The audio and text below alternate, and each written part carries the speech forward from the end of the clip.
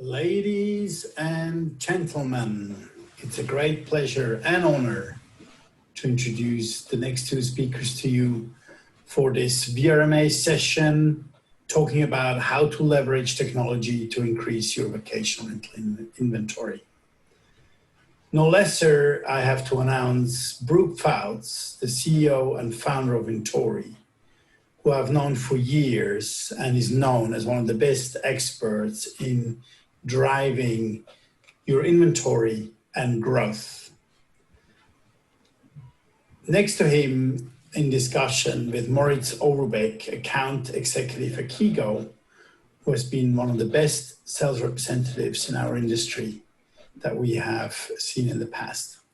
I wish you a lot of fun and enjoy the next session. All right. Well, thank you, Simon. That's so I think Simon made us blush there a little bit. Moritz, what do you think? Yeah, I'm turning red here like a tomato. Very kind words. That is, he's a great guy. So, all right. Well, let's get started. So here's what we're going to go over today. First off is we want to show the true value of new inventory into somebody's vacation rental program. Exactly. We want to highlight proven tools and techniques to grow your inventory by leveraging technology. And then we're going to summarize this with some key takeaways. Sound good, Moritz? Sounds perfect to me. All right, let's get started.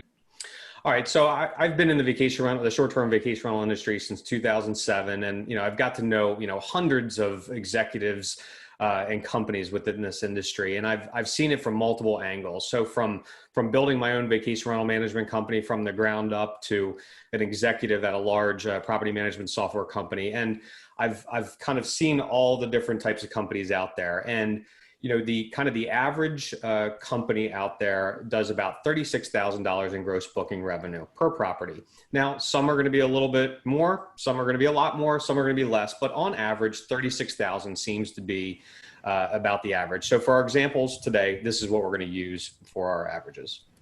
So here we're talking about big data, right? Taking the average, breaking it down. Awesome. Absolutely. And we're also going to use for this example today, we're going to use 20% commission. So I know some markets, it's going to be much less. You look at like Outer Banks and Ocean City, it's going to be much less than 20%. But then you look at some of the mountain markets where 40 and 50% is okay. So for this case, we're going to use 20%. So again, if we have one property doing 36,000 in gross booking revenue, and you have 20% commissions, you're looking about $7,200 in commissions for this example. And then lastly, what we're going to do is we're going to talk about net margins. So net margins as a percentage of your gross booking revenue. Now, I've asked well over 100 companies this question. Say, how much do you average, how much do you net on average based on your gross booking revenue? And it always seems, Moritz, to be about 10%. So if you have a property that's averaging 36,000 in gross booking revenue, the net profit, what falls to the bottom line when it's all said and done, is going to be about 10% or $3,600. Now, this doesn't matter if you're a huge company and Outer Banks, North Carolina. This doesn't matter if you're a company in the mountain markets of Aspen, with 50% commissions. It always ends up netting to be about 10%. Now, of course, there's a couple outliers out there, but again, the average of the average of the averages, it seems about 10% is usually what falls to the bottom line. So this is what we're going to be using for our examples today. Would you say, Brooke, that it's also attributed to the high variable costs that we face in our space? Absolutely, yeah. That is so low that it's just 10% really coming down to? Yeah, and it is. And here's the thing too, Moritz, sometimes people, again, you may have a high commission, with not a lot of fees, or you may have low commission with lots of fees and margins baked into your cleaning fees and everything else. But again, that 8 to 10% is really where it ends up falling to. So in summary, one property that does 36,000 in gross booking revenue will bring in on average $7,200 in commissions and net about $3,600 in margins. Mm-hmm. However, you don't keep a property in your rental program for 1 year, hopefully, right? Yep. Hopefully you're keeping your property in there for much longer. So how do you... the goal? Well, it depends, right? So obviously you want to keep a property in your rental program as long as possible, but how do you calculate what that lifetime value is, right? So, some owners may stay in your program for 1 year, but you may have some in your rental program since the beginning, when you started your company. But to calculate that average customer lifetime, what you do is you want to take 1 divided by churn. Now, churn, not everybody may know what the term churn is, but churn is defined as, how many properties do you lose in a given year as a percentage of all the properties in your rental program? So to make this simple, if you have 100 properties in your rental program, and on average, you lose maybe 10, per year, you'll have a 10% churn. Well, to calculate that lifetime in years, you just divide 1 divided by your churn, or 10%, and you get 10-year lifetime. So in this example, again, you're looking at about a 10-year lifetime. And what I usually recommend is you average this over like multiple years. So you may have an anomaly one year where you might have a lot of churn. Next year you might have low churn, but if you average it maybe over 2 to 3 years, you get a good understanding of what your churn is as a percentage, and therefore you can calculate what your average lifetime is in years. Make sense? Yeah, absolutely. I follow you totally. Moritz, you want to talk about, like, I'm sure you've seen some of your customers, how they prune or optimize their inventory. You want to talk about that real quick? Yeah, thank you for giving me the stage for a sec here. I just wanted to share maybe the example that I have where really big, vacation rental agency, property manager from Catalonia. They were scattered all over the coastal countryside and coastal side, and had reached, I think, over 350 units, were growing very, very quickly, but then decided to optimize, I want to call it, because actually what they did is downsize. They went from 350 units to around about 150. And have seen over the course of 2 years an increase of, I would say, roughly 50 to 75% in revenue, just because they were focusing on the tops rather than the vast majority of the market. Rather than taking everything in they could, they really wanted to focus on the top performers that they had in their inventory. And that's when that's why I called it optimization rather than a downsizing, really, because they actually were able to grow from that in terms of revenue and profit. Yeah, and I've seen that same exact example. That was a great one. It's work smarter, not harder, right? You don't have to necessarily. It's not a contest of how many properties you have all the time. It's sometimes working smarter. I mean, you probably have thousands of examples of different factors that you can attribute to a flop or a top. But I would personally say that probably the owner side is one of the factors. I mean, if you have an owner that doesn't want to invest into its property, it can be a problem, right? Other than that, there are many, many factors, but really being on top of that every year and kicking those out that are not performing, I think is definitely a great help to succeed in this space. Absolutely. So here's how the numbers look after 10 years. So again, this is for one property. You got $360,000 in gross booking revenue. You've got $72,000 in commissions and $36,000 in net margins or profit. So not bad, right? So sounds awesome. I know. And this is just one property, right? And most vacation rental managers have never calculated the lifetime value of one property. So here we've taken the liberty in doing that for them, so they have an idea of really what it's worth. But again, this is just one property. So what happens if you get 10 properties? So if you were to add 10 properties this year to your rental program that all look like this, you're adding $360,000 in net profit over the lifetime. Not bad. Mm-hmm. No, that sounds amazing. All right, so here's the same information just shown another way. So again, annual gross bookings for one property, 36,000, annual commissions, 20%, 7,200, margins, which are 10% of the gross booking revenue, 3,600. And then for a 10-year lifetime, again, you've got a lifetime value of 36,000. Again, that's just one property. And then here's what it looks like with 10 properties. But here's a little hack I'll let you in on. So almost always the lifetime value of a property equals the annual gross booking revenue. Now, the key assumptions here is a 10% churn and a 10% margins, which are the industry averages. So if you have a property, Moritz, if let's say you're helping one of your clients and they add a new property that's doing, say, $50,000 in gross booking revenue, you can quickly tell them that the net lifetime value to them as a company is $50,000 in net profit. So it's a nice little hack that you can kind of, it's a little party trick you can share at the next VRMA. That's amazing. No, it's super easy. Thumb rule, right? Yep. There you go. Cool. Good to know. Cool. Thank you for sharing. Of course. However, there's an important piece of the puzzle we're missing here, right? So not only do you make money each and every year you have a property in your rental program, which is fantastic, but you have this nice long stream of predictable recurring revenue, which is the greatest business model on the planet. Yeah. If and when you ever decide to sell your business, you're going to get paid for each and every one of those properties. And there's a definite value for each and every one of those contracts. In fact, Vintory, we actually have an outsourced business development division, and we actually sell contracts, for our partners. And we'll actually get anywhere between, call it $8,000 and $25,000 per contract. So Wow. let's go through the numbers here. So if you were to sell your business, and you have one property that, let's say, does $3,600 in net margins. Now, if you ask, Dylan Burgess, runs our M&A department for Vintory, or you ask, Simon Lehman, or if you ask Jim and Jacoby Olin, like, what's the average multiple of a company based on their earnings? And they're going to tell you go ahead. Anywhere between 3 and 5 usually. Yeah, exactly. It's anywhere between 3.5% and 3.5 times to 5.5 times. So for this example, what we'll use is just 4 times. Awesome. So if you have a property that's doing 3,600 in net margins times a 4 times multiple, you're looking at a $14,000 value of that one property at exit. So think about that for a second, Moritz. You've had this property in your rental program. It's making you money each and every year. Just, cha-ching, cha-ching, cha-ching, $3,600. Yep. You then go to sell your business. You're getting an extra $14K when you go to sell the business. But again, that's just one property.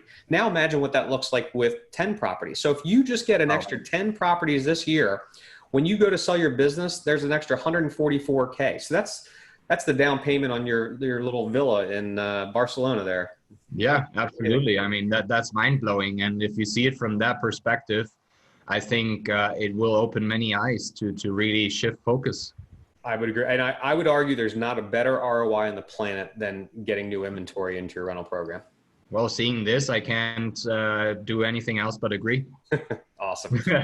Well, good deal. So, all right. So now that we know that, inventory is super valuable, into your rental program, let's talk about, some tools and techniques that leverage technology that can actually help you grow your inventory. So here are the topics we're going to be going over today. So first off, we're going to talk about tracking and capture, talk about like some CRMs and some landing pages. We're going to talk about some outbound email techniques. We're going to talk about interactive content. We're going to talk about retargeting, and then we're also going to talk about IP targeting. Sound good? Sounds perfect to me. All right, let's get started.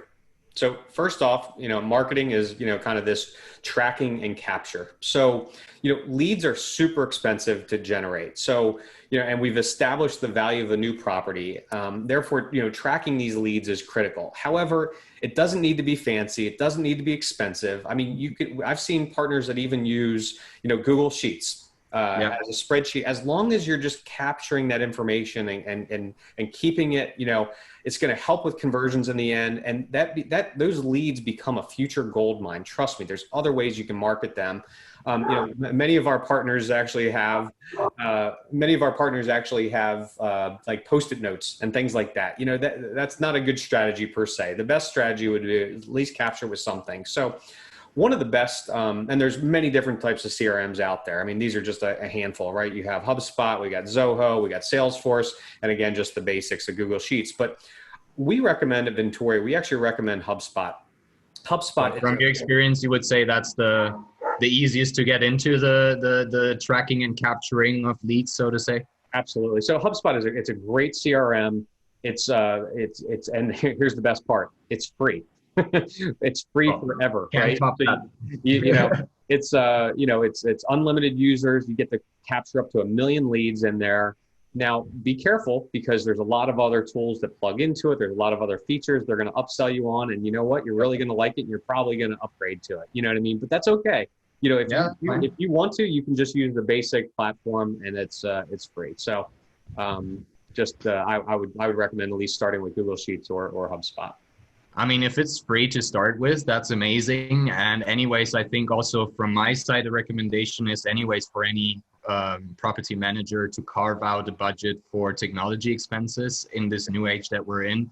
I think that should be a given. So even if it then evolves to having to pay a small fee for some plugins that you like, then I think that's also fair to do. But I mean, it's a great insight to hear that from you, that this is free and then you can get started right away. Awesome. Yeah, amen.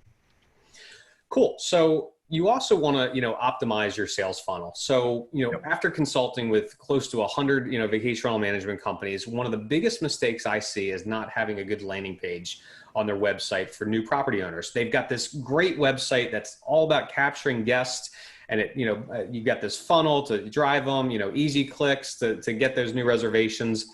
But so often they forget about the owner. And again, remember, we talked about the ROI on a new property, so it's pretty critical to create your own internal funnel for capturing new owners. So this is probably one of the simplest things to fix that has an immediate ROI. So every website, every vacation rental management website should have a page dedicated to finding out more information about their management program. So there's some key elements we should talk about with the landing page here. So first off is you want to have a nice big hero image above the fold. You want to have the form. It's critical that form is above the fold. You don't want to ask too many questions. If you have this form that is like 100 questions, what ends up happening is people don't fill it out. So you want to have kind of that optimal number of fields that you want to ask the prospective owner to fill out. We also recommend using trust icons. So this would be like the Better Business Bureau badge, maybe your VRMA membership badge. If you were highlighted on the, in some different articles and things like that, you want to feature that. If you're an Airbnb superhost, that's a great trust icon. Yeah, I mean, it's so important to invoke confidence, right? When somebody goes onto your website, I mean, that goes the same for the guest when you have a payment process with PCI compliance and SSL security and PSD2 and whatever else you can call it as names in the book. Yep. The same goes for owners. It's also a potential target that you're marketing towards. And if you want to invoke confidence, then you need those icons. That is a great insight. Thank you. 100%. And then we also even feature in here risk reversals. So risk reversals are, how can you reduce friction during that buying process? So no startup fees, no long-term contracts, 100% guaranteed would be kind of some examples of some risk reversals. And you can't see it on this landing page, but it's a little bit, buried down below the fold, but what we call our USPs, our unique selling propositions, right? What sets your company apart versus your competition? What are those key features and benefits for the prospective owner to give them comfort to sign up with your rental program? And then we really recommend social proof, owner quotes, owner references, maybe even case studies of how well you did for an owner. And if you want, there's a great thing. We actually created a full list. We put together a free download guide infographic on the key elements that should make up a great landing page. So if anybody wants to download that, you just go to kigo.vintory.com and you can download that those key elements infographic. Yeah, go ahead and download it. It's going to be interesting. Cool. And then Moritz, I know with Kigo, you guys have the ability to build out websites that actually you can build in some of these forms directly in that. You want to talk about that a little bit? Yeah, so I mean, when coming aboard with Kigo, there's several options for property managers. They can use standard themes that are designed around, let's say, an Airbnb kind of style of a website, very image driven, very easy to use. But also you can come with a fully owned developed website that you already had. And this is the case of the one that we're seeing here, Realjoy, who then actually took the time as well to do, or maybe heard you in one of your talks, Brooke, and listened to you and created this awesome landing page to basically really target owners and have a dedicated space for them to seek information, to find out what they do, how they do it best through their USPs. And as you said, this very simple and easy to use form that just asks for the, let's say, right information that you need, but not too much, not an overkill. Yep, exactly. That's great. So yeah, that is just something they did in, sorry, Brooke, to cut you. This is just something they did into their existing landing page. They integrated with an API connection and utilizing Kigo, but here they have their entire system basically on their end. But using this very, very well to capture owners, and have also with this seen great success in achieving, I think, over 600 rentals they're managing now. Wow. So they really took this to heart and grew exponentially. That's great. And if you want, so obviously you have your landing page on your website, but if you want as well, what you can do is you can actually create very specific landing pages for marketing campaigns. And why this is important is because you want to track the traffic, right? You want to see how the response rates are going on every campaign. But you can even get pretty sophisticated, and you can create very customized micro landing pages. So what I did at my old company, Vantage Resort Realty, we actually created landing pages specific for the buildings and communities we were going after. So we would build out a landing page for, call it like Sunset Island, or we'd have another specific one for Meridian or Belmont Towers, because we knew these were properties that we really wanted to get. They were great properties. They did really, really well. So we created a customized landing page for every one of those buildings. And then when we sent out our direct mail and our marketing efforts, we drove them to that landing page. So it felt like we were like almost like the de facto property management company for that community. Like we know that, right? We knew that we were the experts of that market. And we actually there's a great website builder, landing page builder called Unbounce. And Unbounce is very inexpensive. You don't have to know how to write code to build out landing pages, and you can create an infinite amount. So like that website that we sent people to, the landing page for kigo.vintory.com, that was actually built on a Unbounce platform. So easy to do, easy to create. You can create infinite amounts. But now, again, what we can do is we can track the response rates on every single campaign directly tied to that. And it's been really, really helpful for us and for our partners. I mean, that sounds just amazing, because ultimately you got to really adapt to the profile that you're targeting, right? I mean, if you're sending out a campaign to mountain-based homes, they're showing them mountain cabins, and then it is received by an owner that has a beach property, it just doesn't match. So it makes total sense to do this adaptations. And from your experience, Brooke, I wanted to ask you to create all these landing pages. Let's say on average, how much time would you say does it take with Unbounce to do one? Yeah, it's not that hard. I mean, the first one's a little bit longer because you have to, upload all your photos. You got to put all the text and the copy and everything else. But once the format's up there, then you're just reskinning it. I mean, we can reskin a landing page now in 5 minutes. I mean, it's really, really simple, to do. And that's what I wanted to have, this kind of factor for people to know, once you have it done, it's 5 minutes to just adapt it to any kind of profile that you need to adapt it to, which I think is a very minimal investment to then target much more specifically. Yep, absolutely. Sounds awesome. Cool. All right, next up, we're going to talk about email. So the 7 key elements of email marketing. So up first is you want to capture and grow that email list, right? So building up your list is critical. You can do this with lead magnets such as ebooks, cheat sheets of tips, of resources. We've done like white papers, case studies, anything you can do to really capture those email addresses. There's some great email appending services out there as well, where you can capture email addresses of your targets. Next up, you want to choose the right email marketing platform. So there's great options out there. We talked about HubSpot earlier. They've got a source to do emails. That's an upgrade off the free CRM. MailChimp is a solid blue chip kind of a company. Constant Contact, obviously been around forever. Lemlist is a good one. And then there's even another one called Sendinblue, which even has some SMS texting capability as well. Cool. Sounds great. Up next, we want to talk about list segmentation. So you can segment by various types, right? So you can segment by, property type. So let's say single family property versus condo, or maybe like an oceanfront versus a golf course community. But again, you want to customize this because you want to, and we'll talk about this in a little bit, you want to personalize later on. So if you can segment that list out, it's going to make your response rates, first off, your open rates much better. It's also going to boost your click-through rates and decrease unsubscribes. You could even segment by, let's say, RBO versus with a competitor, and you want to eventually change up your messaging based on the pain points of each one of those personas. When it comes to messaging, Brooke, maybe just a quick insight that I've seen, which is, or at least has been very, very helpful to our efforts that we're doing here at Kigo and with our sales team, is that we've tried to focus on, much like you would do in a chess game, You wouldn't send an email out to your opponent with your 7 next moves, because obviously he would adjust his strategy, right? So a little bit of the same thing when it comes to messaging, which is a one focus email, 1 point focus. So that means you're sending out a personalized, of course, as you said, email to specific owner with one subject and with maybe 1 to 2 line long, and that's it. Yep.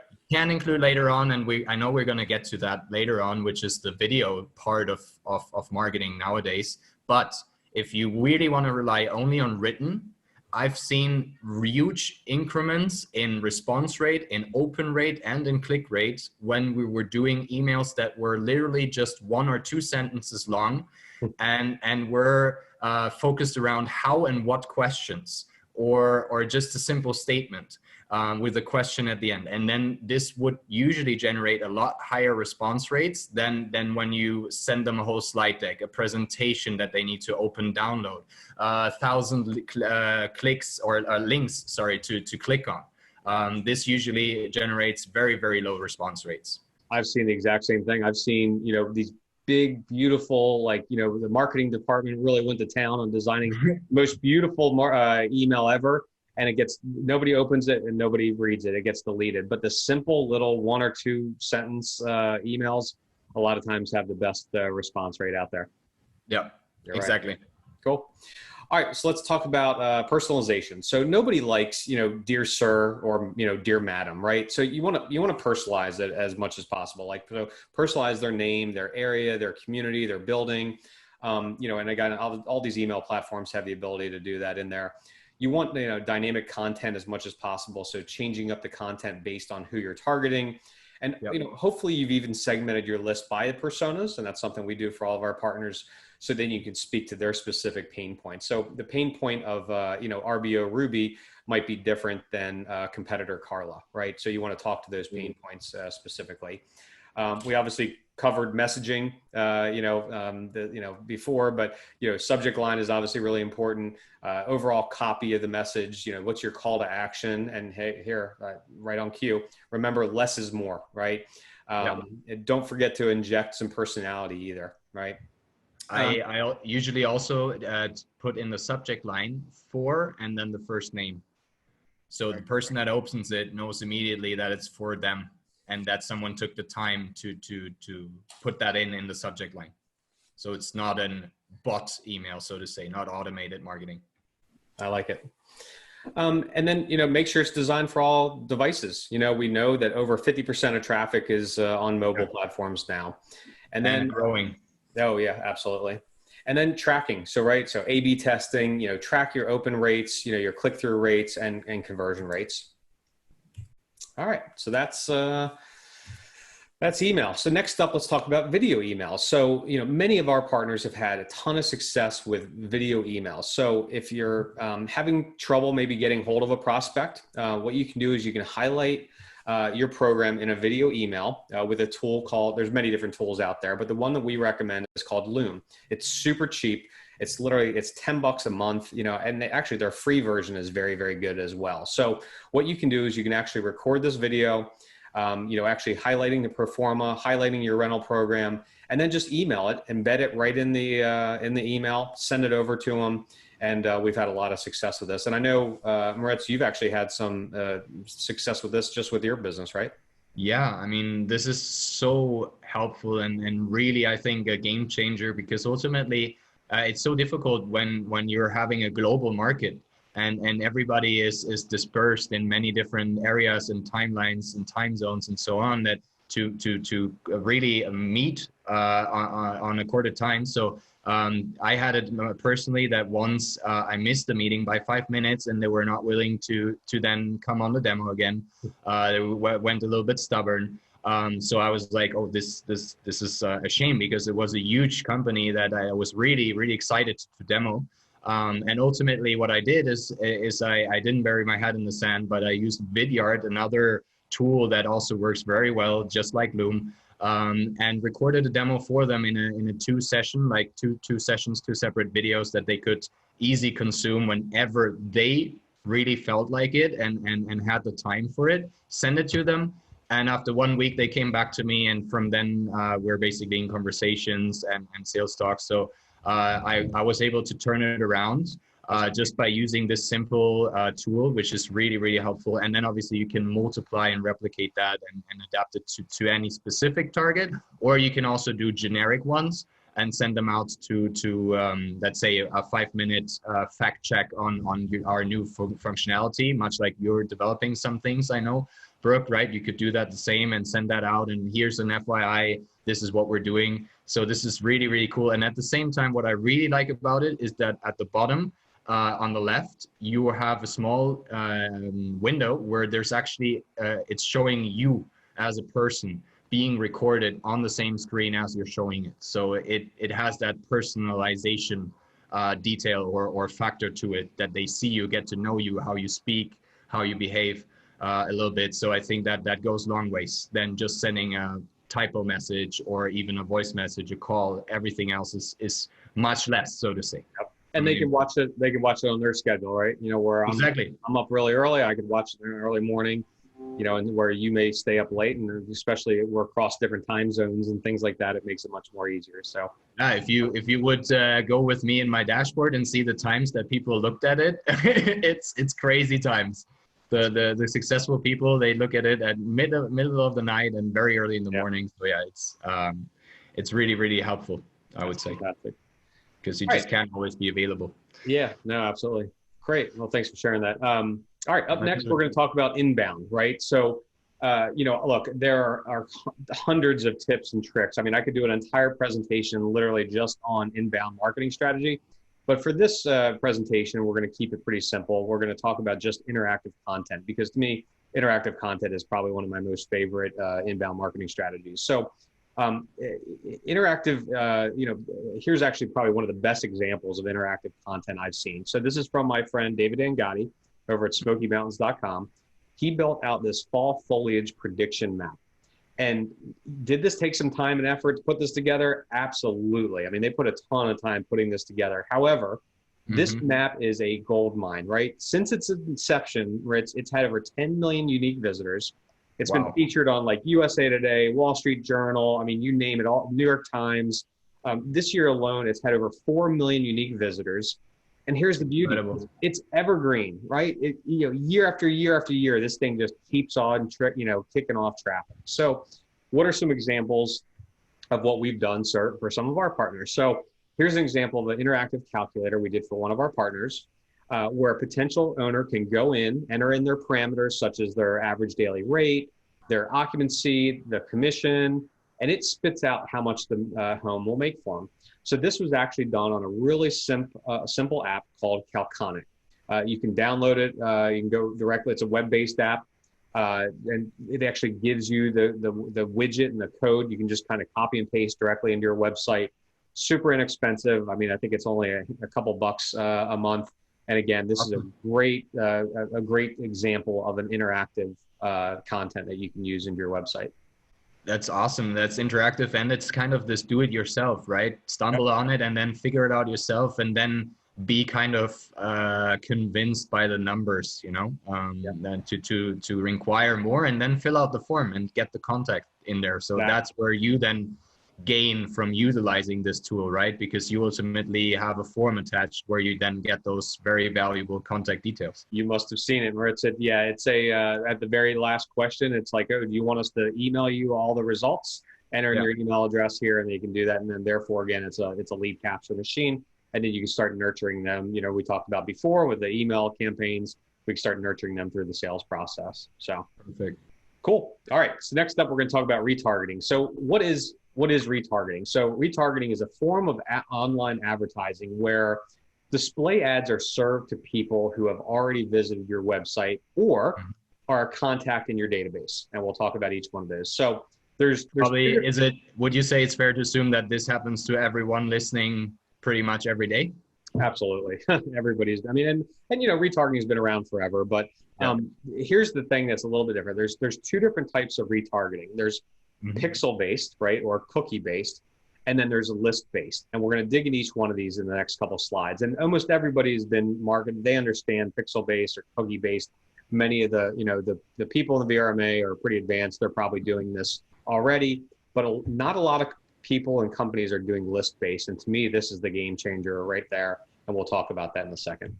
So just in case you're not familiar, so pixel-based or cookie retargeting has been around for years. And this is where a pixel or a cookie is placed on your landing page or within any specific pages on your website. For example, for our example, we're going to talk about like a property management page.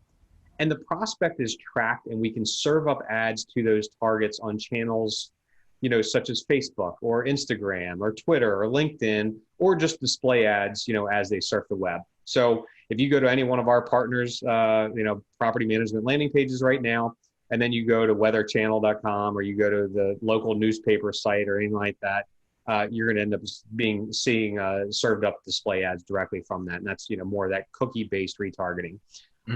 This is important because we know with even great results, like the best of the best of the best, you're only looking about maybe, 90% of the people, the traffic that comes to some of these landing pages don't actually ever convert to a lead, right? So we need to do whatever we can to get them to re-engage and fill out that form. So again, we want to send them back to our websites. We want to serve up those display ads and do anything we can to nurture them along. We're going to jump over now to list-based retargeting. So Moritz, and here's the real gem, right? Yes, this is a game changer, right? So previously, the only way to get in front of your prospect targets was through direct mail. Like, let's just say they haven't been to your website yet, right? Yeah. But here now with list-based retargeting through Facebook and Instagram and Twitter and LinkedIn, you can serve up display ads directly at your targets, right? So what you do is you establish your list, your target list of properties you want to go after. You then want to do like an email append of those owners. And you can even do cell phone appends too to get a higher match rate. And then what you do is you upload that list to Facebook, to LinkedIn, to Twitter, and you can serve up those display ads directly at those targets. So again, this is a game freaking changer. You know what I mean? For the first time ever, you actually can, through digital methods, you can actually serve up display ads directly to your targets, cookieless, right? Without them ever going to your page before. So again, this is the biggest game changer we've seen. We're seeing great results with this. And it allows us to kind of get out in front of them. And we've even, heard from some of the owners that end up signing up with our partners is they said, look, the way you marketed me, I said, you know what, if you're doing this good a job of marketing me, then I know you're going to do a great job of marketing my property and getting guests. So again, game changer. Awesome. All right. So where can you do that actually goes two ways. I mean, that they're more willing to give you the property, even if you go about it that way. That's incredible. Yep. So where can you retarget? So, Google, ad network, Facebook, obviously, and then obviously through their acquisition, Instagram, Twitter, and then even LinkedIn is their matched audiences is seeing a lot of success here too. So there's lots of different channels you can actually serve up these display ads on the list-based retargeting. But from your experience, Brooke, if you can just go back briefly, super brief.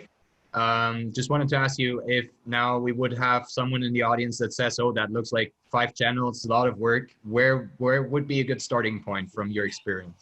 That's a great question. So what we'll do is we'll kind of lead this as a good segue in the next one. You must have seen this presentation before. So you can go direct, right? So you can go directly to those companies and do it directly with them. Or you can go through third-party tools. So here are a couple of the third-party tools that we recommend. So there's Retargeter, there's AdRoll, and then there's even Perfect Audience. We internally here at Vintory, we actually use AdRoll. It just seems to be the cleanest and the best to kind of get it out there to all the multiple channels through one source. And really what they're able to do, there's no charge to even use their service, which is fantastic because what they're doing is they're actually buying advertising in blocks and they're buying it at discount. And then they'll give it back to you and you're really paying the same price of what you would pay if you went and did it directly. And then they've got their margins built in because they're buying it wholesale. So really AdRoll is a free service, but it just makes your life so much easier to push out to all those channels. So you would say that AdRoll would be probably the easiest to get started with, and then focusing initially maybe on Facebook and Instagram since they're basically in cahoots under one roof. right? Yeah. So, I mean, you can use any of these third-party tools. Honestly, we just happen to use AdRoll. But yeah, Facebook and Instagram are really the lion's share of the marketing that we're doing. Yeah. I would say from my personal experience, I would then, as a third step, maybe add LinkedIn to the list, because just from my personal experience, I've had great success on LinkedIn. It's a very professional network. One, I would say the most professional that I know, with the biggest global reach, with over 550 million users. And if you want to find your audience, you will find it there. So I really encourage people to dig into LinkedIn. There's great resources there in terms of Sales Navigator, extras that you can pay for as well if you want to search for leads. So I think that's a really, really good tool additionally as well. But fully agreed with you to make it easy and get started, Facebook and Instagram. Yeah, I agree. Cool. All right. Up next, we're going to talk about IP targeting. So here's another new marketing channel that is another game changer, and it's called IP targeting. So what you do is you can upload a list of your targets, and it searches for the IP address, and then it serves up those display ads directly on your target's computers. So between this and list-based retargeting, for the first time ever, again, we're able to push out these digital marketing to targets without them ever having to go to your website and cookie them. With the exception of like some of the large venture-backed companies and the partners that we work with, nobody is doing this. Your competitors certainly aren't. So again, these are game changers. These are things that have never been done before. And what we do is we combine the IP targeting in conjunction with our direct mail efforts. So you may not get a ton of like click-throughs on the IP targeting on those display ads, but what we found is you actually get a boost in your response rate on your direct marketing, right? So there you go. We, like a week before we actually send out a direct mail piece, we'll actually start doing IP targeting directly to those people. And you can even be really selective, right? You can segment it only to maybe your super A targets, right? Yep. And not to your entire database, just do it to your A's to see if you can get a lift on that response rate on the direct mail that goes out. Kind of like a double tap approach. Yep, exactly. Right? You're creating awareness on one side, but that is kind of subconscious really for the owner that sees it, and then you're emailing direct to him with the same kind of imagery maybe and the same kind of outline, and then it makes a click subconsciously. The association is there. Absolutely. And that's a game changer as well. Awesome. 100%. Yeah. So at Vintory, we actually recommend ProperSum to all of our partners. And ProperSum, if you've never heard of it, it's an awesome new tool to help you grow your inventory. So it's best way to explain it, it's a marketplace between real estate agents and VRMs and real estate buyers. So it allows vacation rental managers to view all properties that are currently listed for sale, post a proposal on that property, the projected booking revenue, and then your commission. Then ProperSum, what they do is they then push out these proposals to every single realtor in the market. And it's by far, it's the most effective way to get out in front of those buyers and real estate agents. So at Vintory, we actually have a partnership with ProperSum, and all Vintory partners get a significant discount off their subscription fee. And one thing we didn't talk about before, Moritz, is like there's no one silver bullet, right? Yeah. Inventory acquisition is not just, okay, I'm just going to do direct mail or I'm just going to do ProperSum, right? It's a combination of 5 or 6 or 7 different, marketing efforts. Vintory, we have this omni-channel approach, but that's just one. Even the omni-channel approach, which is like 5 or 6 different methods and marketing strategies, still doesn't take into account, you still have to work out through referrals, right? You still have to go through to try to build up your realtor network. But again, ProperSum, what we found is this is the most cost-effective way to actually get in front of realtors and getting those performers out in front of them. And it's a great tool. It's not that expensive. And we've had a lot of our partners have had a lot of success with it. Oh, sounds like a wise investment to me if you're in the space to look into this ProperSum. Absolutely very, very valuable. And if you have that big of a reach, and I would fully agree with you that it's never just one thing. You kind of have to do a little bit of everything, right? But it's absolutely fair, I would say, to say, like we said before, start with something. Don't be overwhelmed by everything and take it like, oh my God, all the things I have to learn and do. No, but just take it piece by piece, step by step, or seek help, like from someone such as yourself. Yeah. Right. That I think is important to mention. Yeah, thanks for the plug there, Moritz. All right, so why don't we talk about, Moritz, when you're meeting with a prospective owner, how you can, highlight some of the technology that you have, with your software that you're using. So here's some screenshots of some of the tools, I guess, within Kigo. Exactly. So this is the owner experience, a tool that we've created rather recently to basically make strides in towards the efforts of helping our property managers to just engage easily and more effectively with the owners, plus make the whole management side of the statements, of the commissions, and everything that comes behind it when it comes to maintenance fees, cleaning fees, everything that is quite complex to manage from an Excel sheet. Well, you have it all kind of automated here, and you have to go through approval stages to send out those statements. But it makes the life of a property manager much easier. It is super easy and clean to, as you can see from the screenshots here, to manage and to get a, let's say, insight into where you stand in terms of your profit margins, in terms of your gross revenue, in terms of your fees that have gone out or cost range. And then obviously, if you maybe want to go back 2 slides to come back to your initial question, I'm sorry if I wandered off a bit. This is, I think, what will be most helpful to property managers, to just have something like this when walking into a conversation to acquire a new property for your business or to take it on. To show this and just to say, hey, if you come aboard with us, we have an awesome system here over which you can engage with us super easily. You can book your own property or your multiple properties at any time, seeing all the reservations that are in there and what is free for you to book without any fees, of course. And then you can have all your statements there, download them at any time, as well as share files. So any invoices that have occurred from maintenance or newsletters or new marketing, whatever it is really that comes to mind, you can share it there in terms of Excel, PDF documents, Words. And I think that can be a main driver for acquiring more owners. And that is, I think, the topic that we're here to discuss, right? How can you grow your business? How can you go beyond just managing more efficiently what you already have?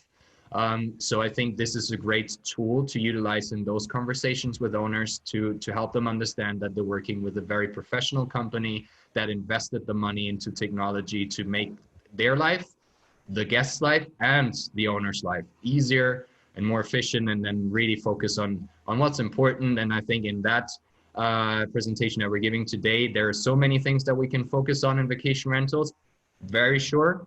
But seeing the ROI that you showed me, Brooke, I would say owner acquisition should be on the forefront of your focus, especially given the year that we're in, right? And there I want to recommend as well, just briefly, because maybe you're not going to do it, your 2 articles written by Brooke about being a contrarian, which I found really, really insightful, really interesting and eye-opening. And I think that would be a great addition for everybody that's interested and that felt a spark kind of light up from listening to this conversation that we're having, to read those articles, because I think it's the year, or it's going to be the year, and also next year maybe, to then focus really on those owner acquisitions and get a lot more inventory. All right, so let's summarize this. So let's look at some key takeaways here. So first off, we've talked about this, right? There is not any better ROI out there than new inventory for your rental program.